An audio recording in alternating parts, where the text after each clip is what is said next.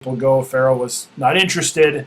This leads into the plague story and other biblical stories that we're not going to cover here.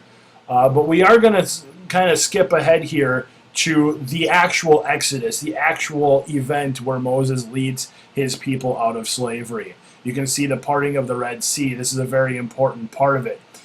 As the story goes, it was Pharaoh Ramses the Great, the Ramses that had the great temple at Abu Simbel, the Ramses that ruled for 67 years.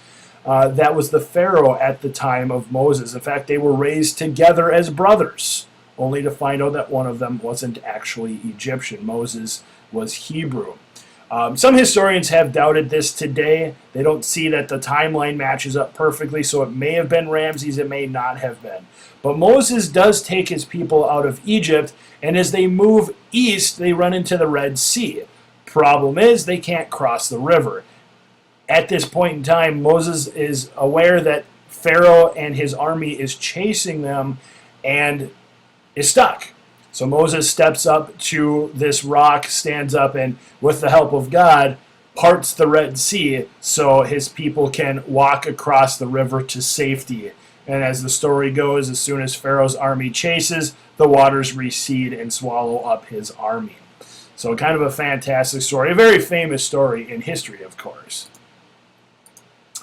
Well, as the Hebrews traveled across the Sinai Peninsula, which is just east of Egypt, Moses went to the top of Mount Sinai to pray.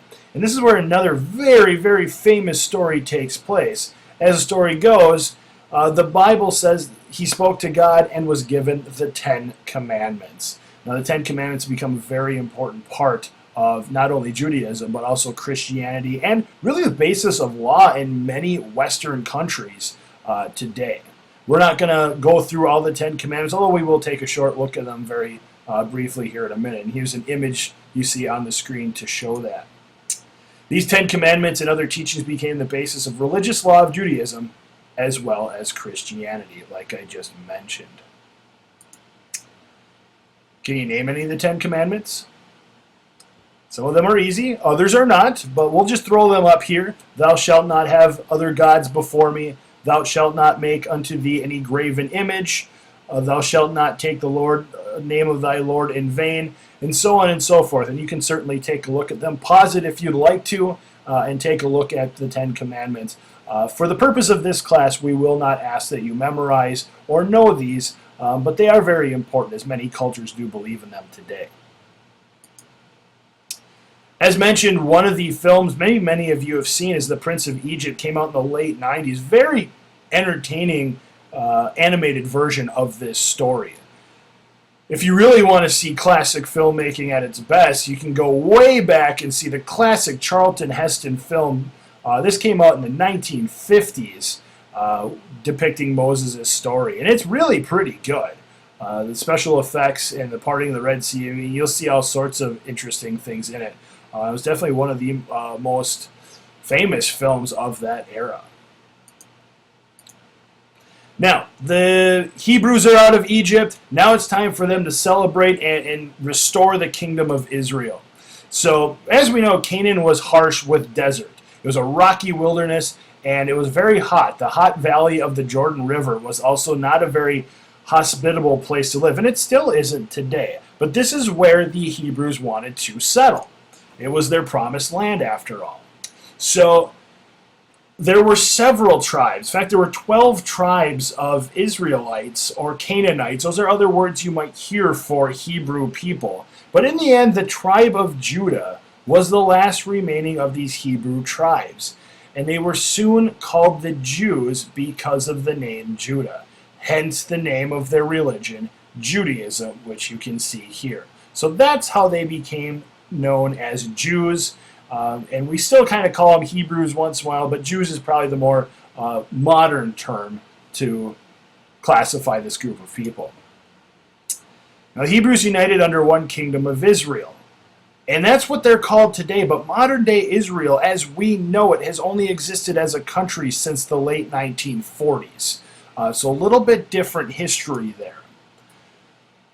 As mentioned here, I got a little ahead of myself. Israel as an official country would not be formed until 1948. One of the most famous kings of that era was King Solomon. Solomon became the most powerful of the Hebrew kings and built a trading empire here in Canaan. He glorified the city of Jerusalem. Jerusalem is still there. It's still super important.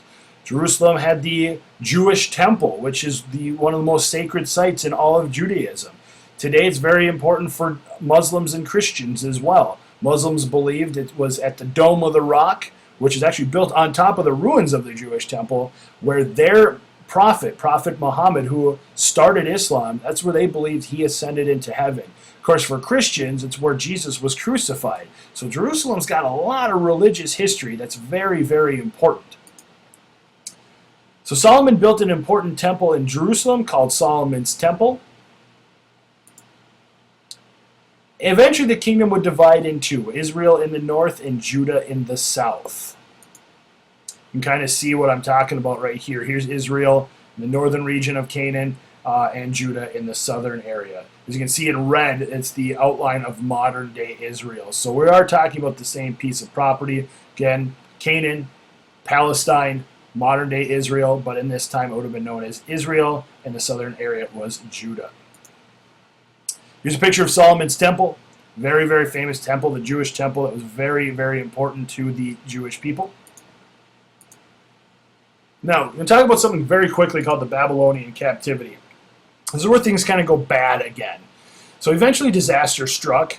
Both Israel and Judah had to pay tribute to a group of people new in the area called the Assyrians.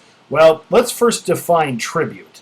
Tribute is a piece money paid by a weaker power to a stronger power. Essentially what I mean by that, it's almost like a tax. Like, we're not going to come and wipe you out if you pay us. Well, of course, you're going to pay then if you know you can't beat them militarily. The Assyrians were really, really tough people. You did not want to mess with the Assyrians. So they paid this tribute to avoid being attacked, but it wasn't enough. The Assyrians still decided to move into this region. So in 725 BC, the Assyrians invaded Samaria, which was the capital of that northern region we just saw of Israel. By 722 BC, the whole northern kingdom was under Assyrian control. The Assyrians used all sorts of tactics, ladders, digging under walls. They used public torture as a means to humiliate and demoralize their enemy. I mean, this was a tough, tough army to defeat.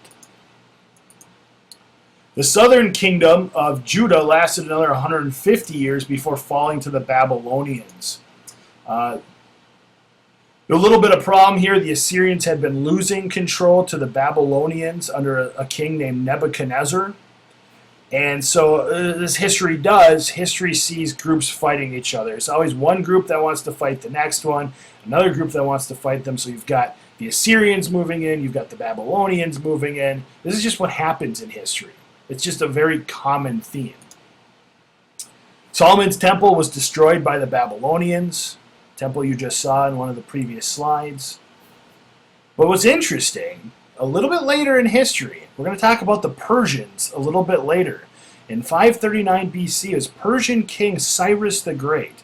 He took power. He was a very compassionate guy, a very, very famous ruler in history, and he allowed many Hebrew exiles to return to Jerusalem and rebuild Solomon's temple. So the temple is destroyed and later on is rebuilt under the Hebrews because Cyrus allows this. You will hear a little bit about this story later on when we get to the Persians, probably in November.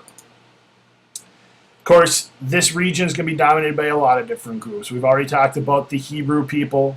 We've talked about now the Babylonians and the Assyrians. Even the Persians are going to control that later on. The Greeks will have some of it, and even the Romans. And the Romans will have control when Christianity develops and when Jesus is crucified. So you'll hear that story again as well. As I mentioned, Jerusalem, still a very important city for Jews, Christians, and Muslims. Jews, it's where their temple was. Christians, it's where Jesus was crucified. And for Muslims, that's where they believe Muhammad, their prophet, ascended into heaven. Very, very holy city, even in the modern world. Here's Jerusalem today. This gold-domed building is the Dome of the Rock. This is that building where Muslims believe Muhammad ascended into heaven, and it's built right on top of the ruins of that Jewish temple. So it's history built on top of history. So here's our result, our end. The history of the Hebrews has been a long and arduous journey. Of the 5 major religions studied in this class, theirs will be the oldest and one of the most influential. Many of their practices and ideas would cross into mainstream cultures today. So there you have it, gang.